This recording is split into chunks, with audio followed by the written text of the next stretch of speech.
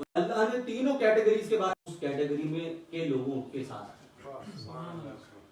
عدل کرنے والوں کے بارے میں کہا واللہ یحب المقسطین، اللہ عدل کرنے والوں سے محبت کرتا، اور یہ بار بار کہا ہے قرآن، یہ نمبر میں نہیں لکھ کے لایا، یہ آیت بار بار ریپیٹ ہوئی ہے۔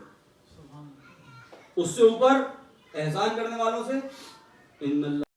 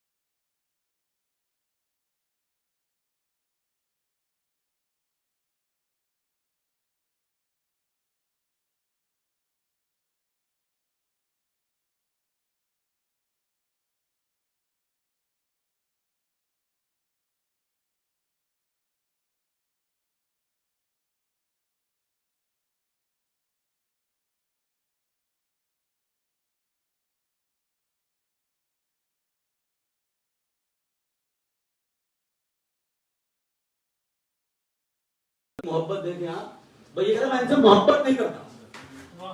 دوسری بات کیا کہی ہے کہ میں عدل کروں، تو وہ کتنا عدل ہوگا؟ قرآن میں اللہ نے کہا کبرا مقتن، انتہائی بری بات ہے یہ کسی کے لیے، جو وہ کہہ رہا ہے، مجھ سے کہہ رہا ہے کہ اگر کی دعا ہے کہ رب عاملنا بفضلک، کہ بار الہ، وہ آیت میں بعد میں کوٹ کرتا ہوں، یہ آیت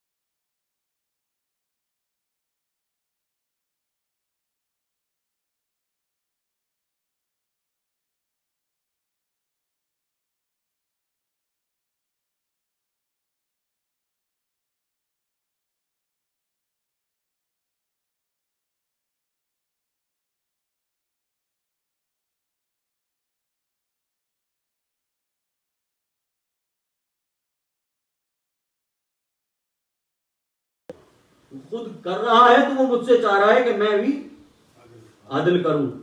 اور دیکھیے ضروری تھا، اگر وہ عادل نہ ہوتا اس لیول کا عادل، تو وہ امتحان کیسے لیتا؟ جس میں سارا یہ دنیا بنائی، بار بار یہ بات ڈسکس ہوئی، قرآن میں سورہ بقرہ کی مشہورہ وَلَنَبْلُوَنَّكُمْ بِشَيْءٍ مِّنَ الْخَوْفِ وَالْجُوعِ، ہم تمہارا امتحان ضرور لیں گے، خوف سے، بھوک سے، تمہارے مال کے نقصان سے، تمہاری جان کے نقصان سے، لِلَّذِي خَلَقَ الْمَوْتَ وَالْحَيَاةَ لِيَبْلُوَكُمْ وَلَنَبْلُوَنَّكُمْ، کہ ہم تمہارے امتحان کے لیے موت اور زندگی کو خلق کیا، اور وہاں کا وَلَنَبْلُوَنَّكُمْ بِشَيْءٍ مِّنَ الْخَوْفِ وَالْجُوعِ، ضرور تمہارا امتحان لیں گے ہم بھوک اور خوف سے۔ تو جب امتحان لینے کے لیے بنایا ہے اور بھیجا ہے، تو عدل کے بغیر امتحان کا کیا کانسیپٹ بنتا ہے؟ تو پاکستان کی جاب پر انٹرویو ہو گیا، اگر عدل نہیں ہے تو انٹر کا ایگزام ہو گیا، وہ کہ پیسے تو پاس ہو جاؤ۔ اگر امتحان کے لیے میں آیا ہوں یہاں پر، تو اس کے لیے یہ ضروری تھا کہ امتحان لینے والا شدید عادل ہو، ورنہ پورا مقصد فوت ہو جاتا۔ اور دیکھیں یہاں بات مجھے تھوڑا سا اسٹریس کرنا ہے، 2 منٹ، میں آیا ہوں امتحان کے لیے، اللہ نے کہہ دیا کہ میں نے موت اور حیات پوری خلق کی اور ہم تمہارے ضرور امتحان لیں گے. اب ایسا کمال کا کمال کیا ہے اللہ نے بھی کہ اگر کہہ دیا نا کہ امتحان کے لیے پیدا کیا ہے, ہر چیز امتحان بنا دیا. جو دیا وہ بھی امتحان, جو نہیں دیا وہ بھی امتحان. جب اس نے کہا نا کہ امتحان کے لیے پیدا کیا, آنکھ دی تو بھی امتحان, اس سے کیا دے, نہیں دی تو بھی امتحان, صبر کرتا ہے کہ نہیں. ماں باپ ملے تو بھی امتحان, نہیں ملے تو بھی امتحان. مال جو بھی نعمت آج میرے ہاتھ چل رہے ہیں یہ بھی امتحان, جس کے ہاتھ نہ چلیں اس کا بھی امتحان. تو کوئی چیز نعمت صرف نعمت ہے ہی نہیں, جو ملا ہے وہ امتحان کے طور پہ ملا.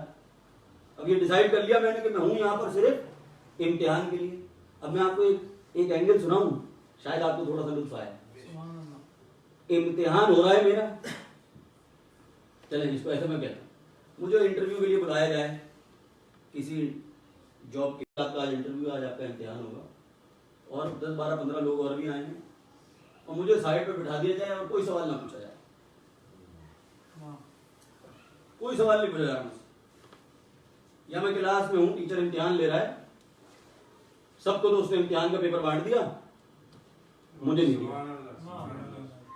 آپ بیٹھے آپ آرام کریں, آپ یہ چائے وائے پیو, پیپسی منگوا لیں, آپ یہ چائے پیو, باقی سب کا امتحان ہوگا.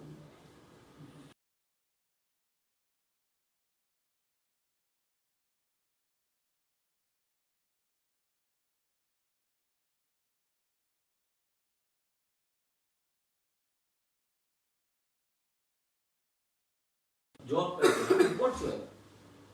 سب کا ہو رہا ہے, میرا نہیں ہو رہا. مجھ سے سوال نہیں پوچھا. کوئی آدمی آرام سے بیٹھے گا, جا کے شکایت کرے گا کہ بھائی مجھ میں کیا کمی ہے. نہیں, آپ بیٹھے, آپ سے سوالات نہیں ہو رہے, آپ بیٹھے آرام فرمائیں. تو میں لڑ جاؤں گا کہ بھائی مجھے بلایا تھا یہاں پر, اگر آپ میرا امتحان نہیں لیں گے تو مجھے یہ مرتبہ ملے گا کیسے. جب دنیا کا ایک چھوٹا سا نوکری بغیر امتحان کے نہیں ملتی, تو مجھے آخرت کی فضیلتیں کیسے بغیر امتحان کے ملیں گی. اور میں یہ دعا کر رہا ہوں بھائی میرا امتحان نہ لینا.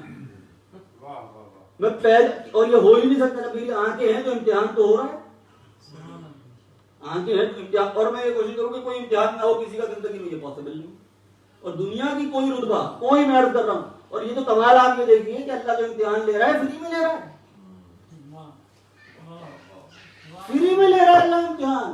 وہ درجے جو مل رہے ہیں امتحانوں سے نکلنے کے, ایک میں کہہ دوں کہ مجھے انگریزی آتی ہے تو اس دعوے کو پروو کرنے کے لیے مجھے $600 کا ایگزام دینا پڑتا ہے.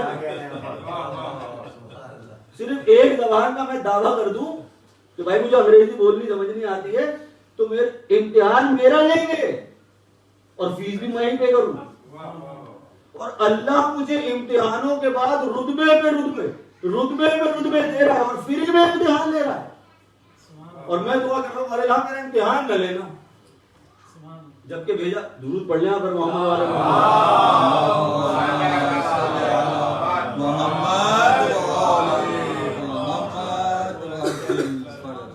تو میں یہ اس لیے بات کر رہا تھا کہ ہم ذہنی طور پر اس بات کے لیے تیار ہوں کہ جو امتحان آئے گا وہ ہمارے لیے ایک رتبے کی صحیح دلائے گا. جو امتحان آئے, جو آئے اسی لیے, اور وہ فری میں آ رہا ہے. اللہ نے پیپر بھی بتایا اور سولو کر کے بھی بتا دیا, اوپن بک پیپر ہے کہ جناب یہ بک کھلی ہوئی ہے, ایگزامپلز موجود ہے, لوگ کر کے جا کے سولو پیپر موجود ہے جناب. ایگزام ہال میں ایگزامنر بھی آپ کا مددگار ہے. میں ایگزام ہال میں ایسے بیٹھا ہوں, پیپر بھی اوپن بک ہے, امتحان لینے والا رحمان بھی ہے اور عادل بھی ہے. اب اگر میں فیل ہوں تو پھر بچتا ہے نا جہنم میں جانا. تو آپ بتائیں نا, کوئی بچہ جائے ایگزام دینے, اس کو سولوشن بھی پیپر بھی پہنچا دیں آپ کہ یہ رہا پیپر, اور وہاں پر جو ایگزامنر ہو وہ بھی بہت ہی رحیم ہو, اور وہ بالکل کوئی ڈسکریمنیشن کیے بغیر کہے کہ میں ایگزام بالکل عدل کر کے پاس یا فیل کروں گا, اس کے بعد بھی اگر بچہ میں فیل ہو جاؤں تو میں کیا بہانہ بناؤں گا, کیا بہانہ بناؤں جا کر اپنے والد سے کیا کہوں جا کر کہ وہ مجھے غصے سے دیکھ رہا تھا, مجھے ڈرا دیا تھا. یہ تو رحمان تھا, فری میں ایگزام تھا اور رتبے گارنٹیڈ تھے, پیپر اوپن بک تھا اور سالو کرنے والا بھی عادل تھا. یہ بھی نہیں کہ سوال صحیح ہو لیکن نمبر 0 آئے, ایسا بھی. اور اس کے بعد اس نے جب پیپر چیک کرنے کا کہا تو اس نے کہا کہ تمہارے ہاتھ بھی گواہی دیں گے, میں بھی گواہی دوں گا, 2 فرشتے بھی گواہی دیں گے, میرا رسول بھی گواہی دے گا. اس کے بعد درود پڑھ یہاں پر محمد.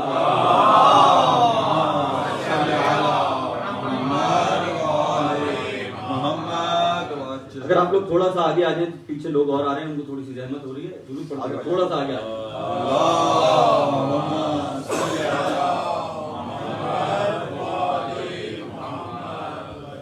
برائے خوشنود بیوی خدیجۃ الکبریٰ السلام علیہا بلند ترین صلوات.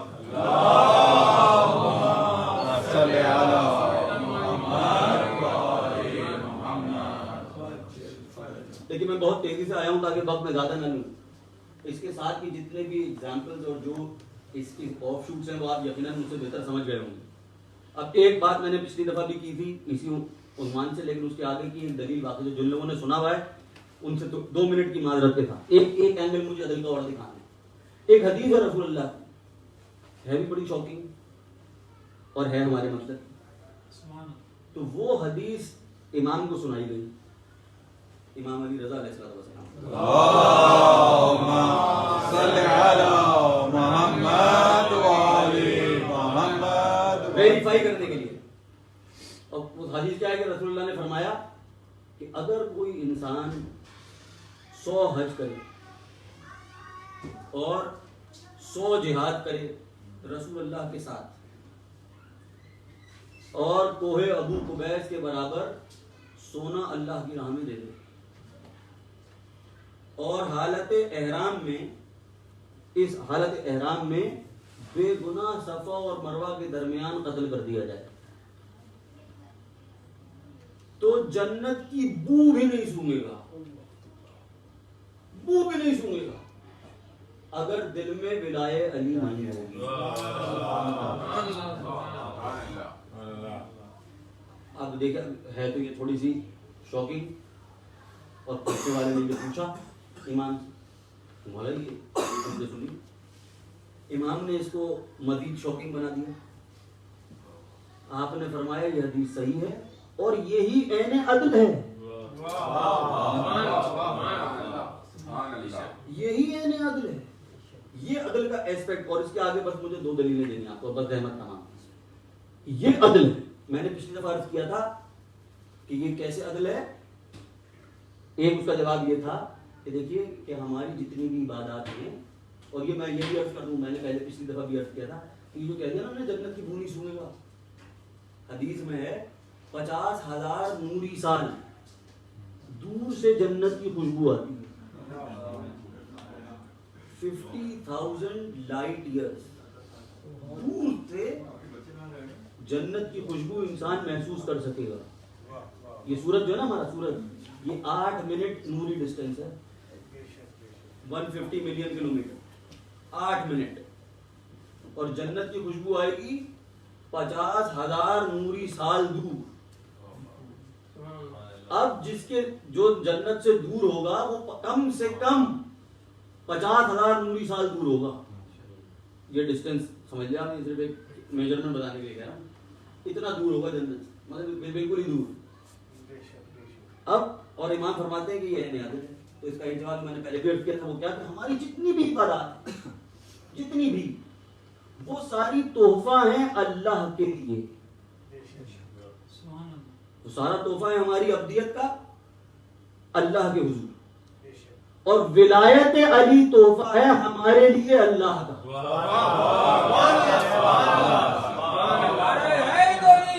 یا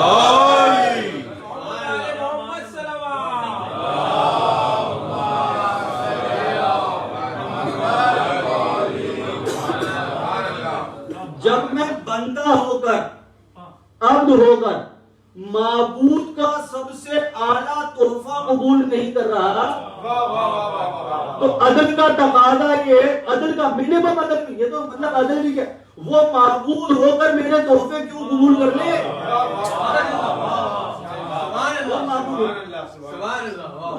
یہ ہے میں کہتا ہوں عدل بھی بہت بڑی بات ہے، اگر میں اور وہ برابر ہوں تو عدل ہو۔ پہلے میرا اور اس کا کوئی کمپیریزن نہیں ہو، اس نے اپنا سب سے اعلیٰ تحفہ بھیجا اور میں نے نہیں قبول کیا۔ اور اب یہ آرگیومنٹ دیکھ لیں آپ، جہاں پہ مجھے آنا تھا وہ یہ تھا کہ جناب یہ کہتے ہیں ایک ہی بات تو نہیں مانی،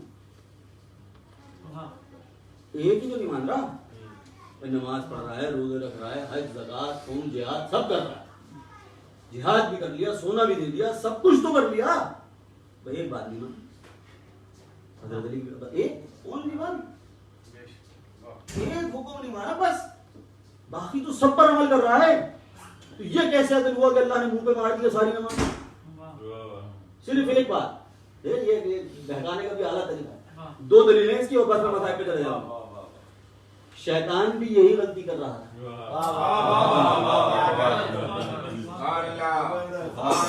ابلیس بھی بالکل یہی کہتا رہا کہ بس اس بات سے بچا لے کہ اپنے بنائے ہوئے خلیفہ کو نہیں منوا، باقی سب کروں گا، کتنے سجدے کروں گا، وہ سجدے چاہیے ہی نہیں، تو لعنتی ہے، تو تھا ہی کافر، آج تو تو ایکسپوز ہوا ہے، تیرے پچھلے سجدے بھی تیرے منہ پر، تیرے اگلے سجدے بھی تیرے، ایک بات نہیں مان رہا نا۔ اب آپ ایک دوسری لاجیکل دلیل سن لیجیے، دیکھیے ایک آدمی زندہ ہے اور ایک لاش پڑی ہے، کیا فرق ہے دونوں؟ دو آنکھیں اس کی بھی ہیں، دو آنکھیں اس کی بھی ہیں، یا چلے ایسا کر لیں ایک اندھا ہے، وہ آدمی زندہ ہے لیکن اندھا ہے، اور دوسرا آدمی مر گیا، لاش پڑی ہے، یہ دونوں برابر ہیں؟ اس کی آنکھیں ہیں نہیں دیکھتی، ناک ہے نہیں سنتا، دل ہے نہیں دھڑکتا، پیر ہے کھڑا نہیں ہو سکتا، پورا وجود ہے، بلکہ وزن میں شاید زیادہ ہو، ایک دو آرگن اس میں زیادہ کرتے ہیں، پھر بھی مرا پڑا ہے، اڑ بھی نہیں سکتا، اور یہ چل بھی رہا ہے، ہلکا بھی ہے، لیکن دنیا کو محسوس کر رہا ہے، کیا کرنی؟ آنکھیں تو ہیں، کان تو ہیں، آپ چیزیں ناپتے رہیں، ہر چیز ہے، بلکہ اس پہ زیادہ ہو مردے میں بار بار کہہ رہا ہوں، تو صرف ایک چیز نہیں، ایک ہی تو چیز نہیں ہے، روح ایک چیز اس میں سے نکلی، زندہ مردہ لاش بن گیا، بس اب دفنا دو اس کو، اس کا کچھ نہیں ہو سکتا، کیوں؟ بس ایک چیز نہیں ہے، صرف ایک، یہی وہ بس ایک چیز ہے ہماری عبادتوں میں، ہماری عبادتوں کی روح، وہ تمام عبادتوں کی روح ہے میرا علی، اگر یہ نکال دیا تو بس لاش ہے، یہ اس کو دفنا دے۔ نعرہ حیدری، آپ صرف گنتی گن رہے ہیں کہ ایک ہے کہ نہیں، بات ہے کہ صرف وہی تو روح ہے، اور وہی مشہور شعر ہے کہ دلوں میں بغض علی، پیٹ میں حرام اور طواف پہ طواف، دلوں میں بغض علی، پیٹ میں حرام اور طواف پہ طواف، کعبہ خود چکر میں ہے کہ یہ لوگ کس چکر میں ہیں؟ درود پڑھنے پر محمد و آل محمد،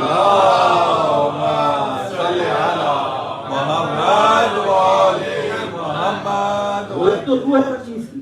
اور آخری بات ہمارے امام کے حوالے سے، مجھے بس ایک منٹ اور آپ اگر دے دیں کہ دیکھیے ہمارے لیے اس وقت کے امام بھی یہ دلیل آپ دیکھیں کہ وہ شیطان، وہ اللہ عدل کا تقاضا دیکھیے کہ جس نے چھپ کر بہکانے والے کا تو انتظام کر دیا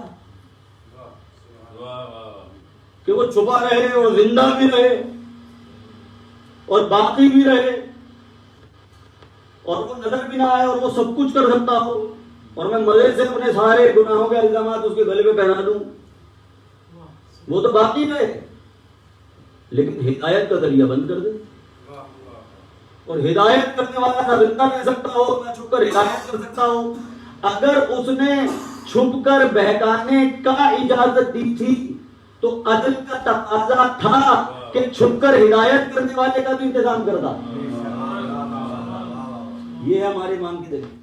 اور وہ امام جس کے لیے امام کی جو حدیث ہے نا، بے بقائی بقیت دنیا میں نہیں رزق الورا وجود ہی ثبت الارض والسماء، کہ جس کے ہاتھ سے روزی ملتی ہے، جس کی وجود کی وجہ سے یہ کائنات باقی ہے، وہ یملا اللہ الارض قسطا وعدلا. اس کے آنے کا صرف ایک مقصد ہے، اسلام پھیلانا نہیں لکھا. وہ یملا اللہ الارض قسطا وعدلا، وہ زمین کو ایسے عدل سے بھر دے گا جیسے کما ملئت ظلم و جورا، جیسے وہ ظلم و جور سے بھری ہوئی. یہ ہے اس کے آنے کا. اور ظلم صرف اس کا نام نہیں ہے کہ کسی کے پیٹ میں چاپ گھوپ دیا اور کسی کو گولی مار دی صرف ظلم ہے. ظلم صرف یہ ہمارے ذہن میں یہ کروڈ ڈیفینیشن ہے ظلم کی. گھر میں قرآن رکھا ہوا ہے، گرد کھا رہا ہے، میں نے قرآن پہ ظلم کیا. محلے میں مسجد ہے، ویران ہے، میں نے مسجد پہ ظلم کیا. یہ بھی ظلم ہے. اور یہ میں کن پر ظلم کرتا ہوں؟ اور دیکھیے میں نے عرض کیا حدیث ہے، یہ سیاستہ کی حدیث کہ بلند رتبے نہیں ملتے جب تک بلند امتحان نہ ہو. اور ہم جس واقعے کی یاد منا کر کیا امتحان تھا وہ، اس سے بڑھ کر کسی کا امتحان ہوا اس کا. تو عدل کا تقاضا ہے کہ جس نے سب سے بڑا امتحان دیا تھا اس کا ہی سب سے بڑا رتبہ ہونا چاہیے. اگر امتحان کرائیٹیریا ہے اور اگر امتحان کے لیے آئے ہیں دنیا میں تو پھر جس کا سب سے سخت امتحان ہوا ہو اسی کا ہی سب سے بڑا رتبہ ہونا چاہیے. دیکھیے اربعین آ رہا ہے، مجھے حکم بھی ہے کہ کچھ ہمارے دوست یہاں سے بھی جا رہے ہیں اربعین کی زیارتوں پر. مجھے بھی اللہ نے اس دفعہ موقع دیا ہے. میں کچھ 3 اشعار آپ کے سامنے اس زیارت کے حوالے سے اور بس مسائل پیش کر دوں گا. درود پڑھ لیں آپ پر محمد والے محمد.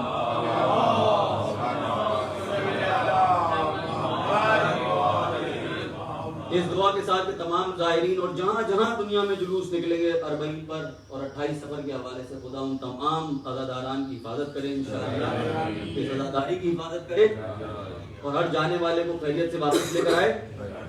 یہ 3-4 اشعار ہیں بس جو لوگ جا رہے ہیں ان کے لیے خصوصی تحفہ ہے ڈاکٹر صاحب کہ کربلا کے زائر کو کربلا بلاتی ہے. کربلا کے زائر کو کربلا بلاتی ہے. صدقہ دینے بچوں کا کوئی ماں بلاتی ہے. کیوں قید ہو گناہوں میں سر جھکا کے آ جاؤ. کیوں قید ہو گناہوں میں سر جھکا کے آ جاؤ. دیکھ کر بلا کیسے تم کو حر بناتی ہے. اہدنا الصراط جو مانگی تھی نمازوں میں کربلا کے رستے میں وہ صراط پالی ہے. اور کہہ کے یہ نجف چھوڑا اربعین پہ حیدر نے. کہہ کے یہ نجف چھوڑا اربعین پہ حیدر نے. دیکھوں کیسے بیٹے نے کربلا بسالی ہے. اور فاطمہ حسن نانا کہتے ہیں یہ کربل میں. فاطمہ حسن نانا کہتے ہیں یہ کربل میں بیٹا چل مدینے کو تیری یاد آتی. کیا دن ہے یہ کہ جن میں ذکر کیا جاتا ہے یا شام آمد کا یا شام سے رہائی. یہ وہ اربعین کے دن جہاں پہلا زائر پہنچا تھا کربلا. کیا عرض کروں ایمان، جس روایت کو پڑھو ایسا لگتا ہے کہ اس سے بڑی مصیبت کوئی نہیں. اور ان روایات سے اندازہ ہوتا ہے کہ جب امام سے پوچھا جاتا تھا نا کہ آپ کوئی مصیبت بیان کریں تو کیوں فرماتے تھے شام الشام الشام. شام کی مصیبت. بس 2 روایات. جب پہنچے ہیں دارالعمارہ کے باہر، کچھ روایتوں میں 3 گھنٹے اس لیے باہر روکا گیا، دروازہ نہیں کھولا گیا کہ ابھی دربار کی آرائش باقی تھی. اللہ، ریشمی پردے لگائے جا رہے تھے، عمرا کو بٹھایا جا رہا تھا، گانے اور موسیقی کا انتظام کیا جا رہا تھا، شراب کا انتظام کیا جا رہا تھا. کن بیویوں کے استقبال کے لیے، کن سروں کے استقبال کے لیے. اور ان بیویوں کو باہر مجمع میں دھکے دیے جا رہے اس حالت میں کہ اگر بچے گر جاتے تھے تو نیزوں کی ہڈیوں سے مار مار کر کھڑا کیا جاتا. ایک روایت باہر کی اور ایک روایت دربار کے اندر کی پڑھوں گا. بس روایت میں راوی کہتا ہے کہ میں نے دیکھا کہ قافلہ دربار کے باہر بازار میں کھڑا ہوا تھا اور حسین کا سر ایسے نیزے پر بلند تھا کہ خواتین جو چھتوں پر تھی وہ سر کے بہت قریب تھی. اللہ اللہ، میں سوچتا ہوں کیا گزری ہوگی اس جوان بیٹے کے دل پر کہ جو دیکھتا رہا. اور راوی کہتا ہے کہ سب نے دیکھا کہ ایک شکل القلب عورت نے ایک پتھر اٹھایا اور حسین کے حسین کا دانت شہید ہوا. یہ 30 حال میں دیکھتے ہوئے جب کربلا کے دربار پہ پہنچے اور اس کے بعد کا ٹکڑا کہ سلام ہو اس پر کہ جس کے دانتوں کو چھری سے توڑ دیا گیا. کہ بیوی موجود ہے دربار میں اور تخت پر سر حسین رکھا ہے.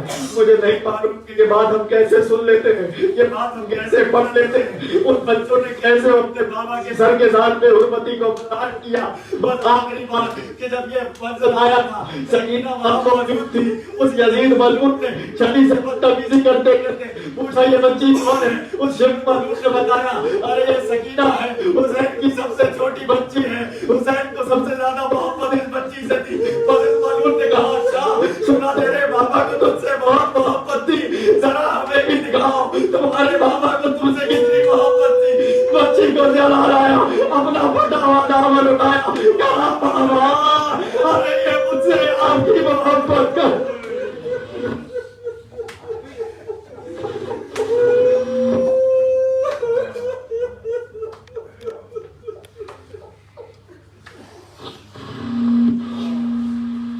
اللہ لعنت اللہ علی القوم الظالمین.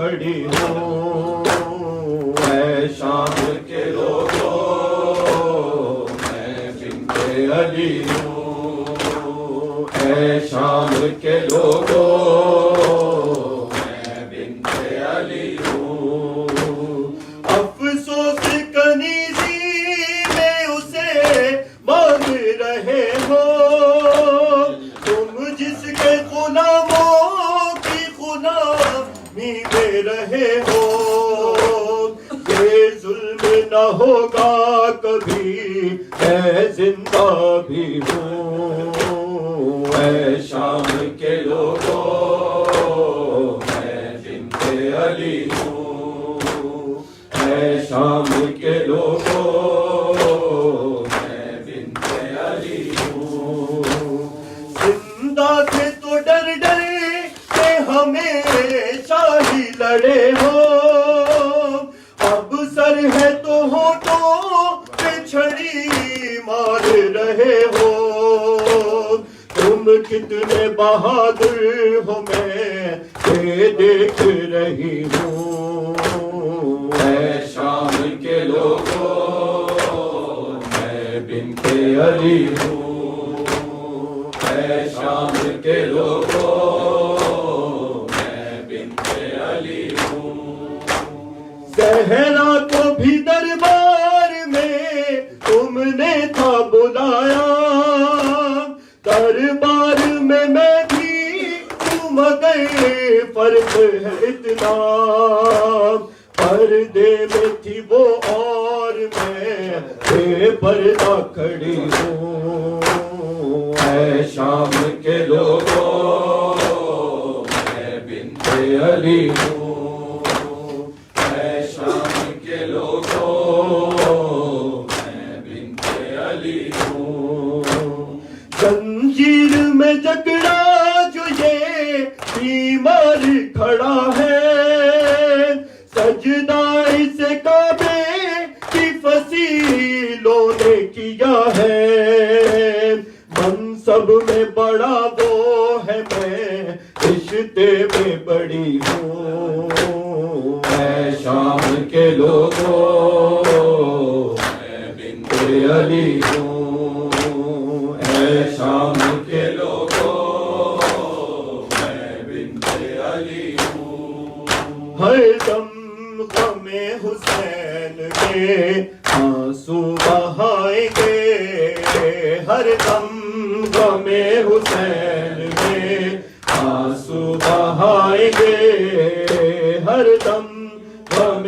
حسین میں آنسو بہائیں گے ہر دم غم حسین میں آنسو بہائیں گے صحرا سے جو کیا ہے صحرا سے جو کیا ہے وہ وعدہ نبھائیں گے ہر دم غم حسین میں آنسو بہائیں گے ہر دم غم حسین میں آنسو بہائیں گے لوٹا گیا بطول کا گھر کیوں نہ روئے ہم زخمی ہوا نبی کا جگر کیوں نہ روئے ہم آنکھوں سے اپنی اشک نہیں خون بہائیں گے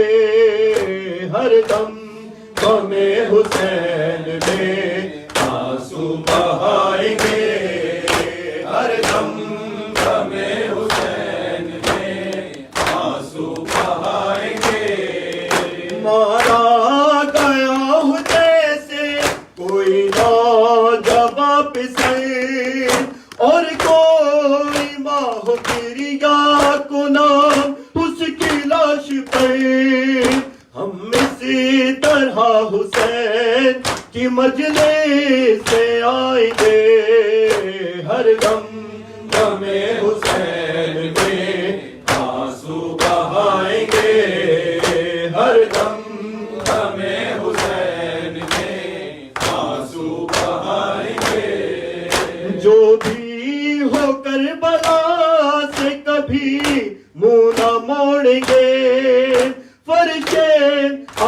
سے عہد وفا ہم نہ توڑیں گے، عباس نامدار کا پرچم اٹھائیں گے، ہر دم غم حسین میں آنسو بہائیں گے، ہر دم غم حسین میں آنسو بہائیں گے، زہرا کی سب دعائیں جہاں ہے وہاں ہے ہم، زینب کے انتظام اذان کا نشاں ہے ہم، جو خود ہے بے نشاں وہ ہمیں کیا مٹائیں گے، ہر دم غم حسین میں آنسو بہائیں گے، ہر دم غم حسین میں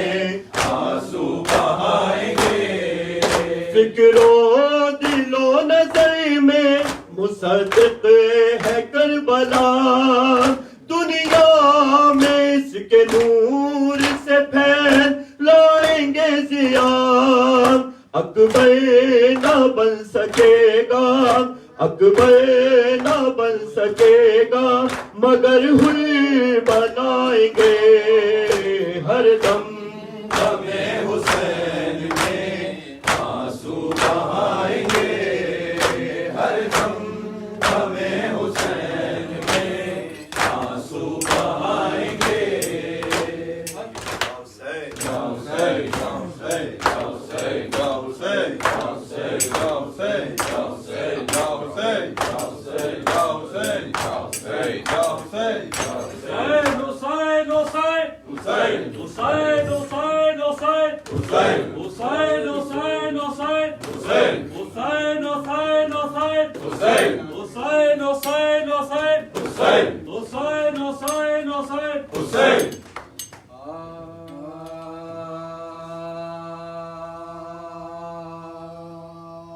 جب چلے یثرب سے سبتے مصطفیٰ سویرا،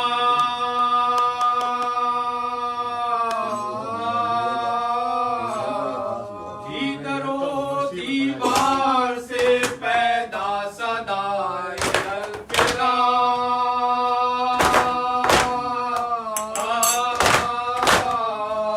جب کے روزے پر گئے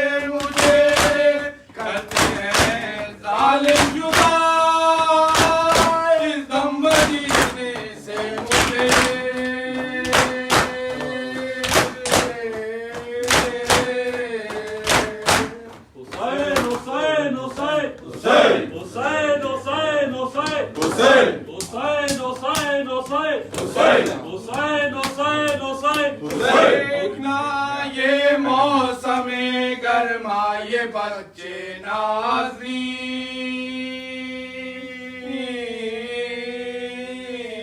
دھوپ کی شدت یہ ریگستان ہے اور جلتی زمین،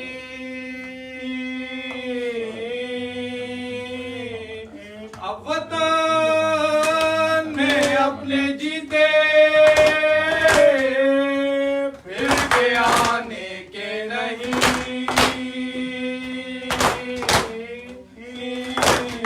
آپ کا روضہ کہیں ہوگا میرا مرکز نہیں، آپ کا روضہ کہیں ہوگا میرا مرکز کہیں، سر بسہرا ہم چلے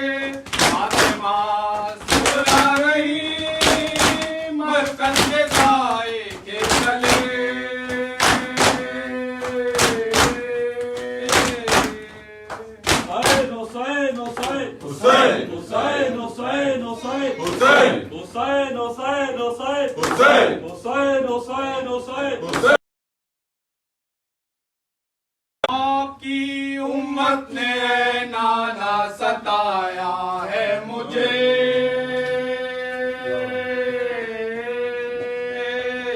دم غنیمت روزہ اقدس کا سایہ ہے مجھے،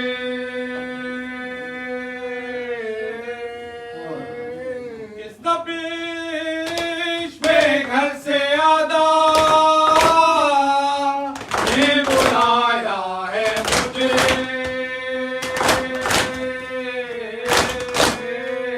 غربت عالی کی خدمت سے چھڑایا ہے مجھے، غربت عالی کی خدمت سے چھڑایا ہے مجھے، وہ جدا ہوں میں اس مرکز پر نور سے، پر زیارت روز و شب کرتا رہوں گا دور سے۔